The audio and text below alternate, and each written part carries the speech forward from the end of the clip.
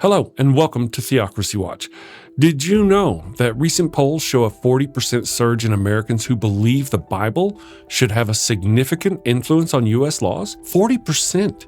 And just this week, the Supreme Court heard arguments that will fundamentally alter the landscape of public education, undeniably opening the door for state tax dollars to directly fund religious charter schools. This isn't a hypothetical anymore. It's happening right now. What happens when the aggressive push for religious influence in lawmaking collides head-on with the foundational principles of separation of church and state? We're talking about the stark reality of a creeping,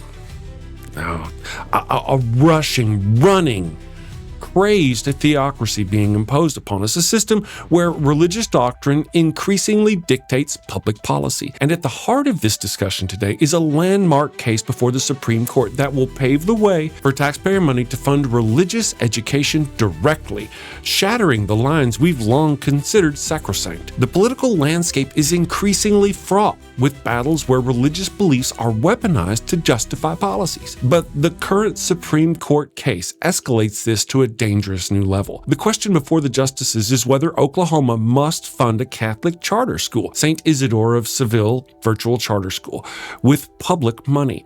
This isn't merely about school choice, it's about the state directly financing religious instruction. This case is a blatant assault on the very notion of a secular public education system and will set a precedent for similar initiatives across the nation, inevitably diverting significant public funds towards religious institutions. And as we discuss this Catholic Church pursuit of taxpayer funds, we cannot ignore a dark and undeniable aspect of its recent history: the widespread and systemic child crisis within the church. The revelations of abuse by clergy and the subsequent cover-ups have inflicted profound and lasting trauma on countless individuals worldwide. This isn't just a historical footnote, it's a present reality that continues to erode trust in the institution for many. The sheer scale of the harm, the betrayal of trust by those in positions of authority, and the long-term suffering of survivors raises serious ethical questions about the church's moral authority and its claim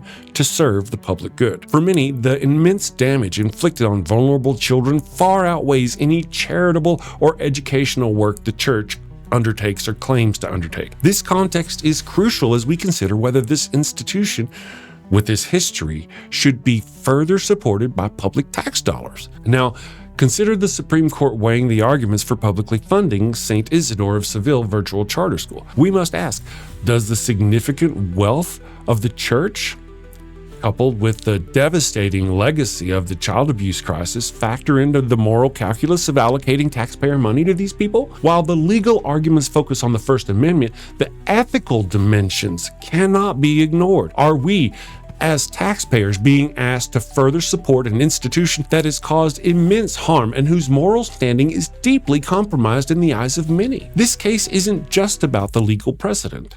It's about the values we uphold as a society and whether public funds should flow to an entity with such a tarnished record, particularly when that entity possesses considerable financial resources of its own. The debate over theocratic influence in the U.S. has reached a critical, dangerous juncture, now compounded by serious questions of accountability and moral authority. The Supreme Court's decision on the St. Isidore case will be a watershed moment, potentially unleashing a torrent of public money directly to religious schools, including one tied to an institution with a deeply troubling past. Understanding the legal arguments and the profound ethical implications is crucial for anyone who values the future of secularism, the separation of church and state, and the protection of vulnerable individuals in our democracy. Vigilance and forceful discussion, acknowledging the full weight of history, are now paramount. What do you make of the Supreme Court case in light of the Catholic Church's wealth and the horrific abuse crisis? What are the devastating long-term effects if public funds are mandated for religious charter schools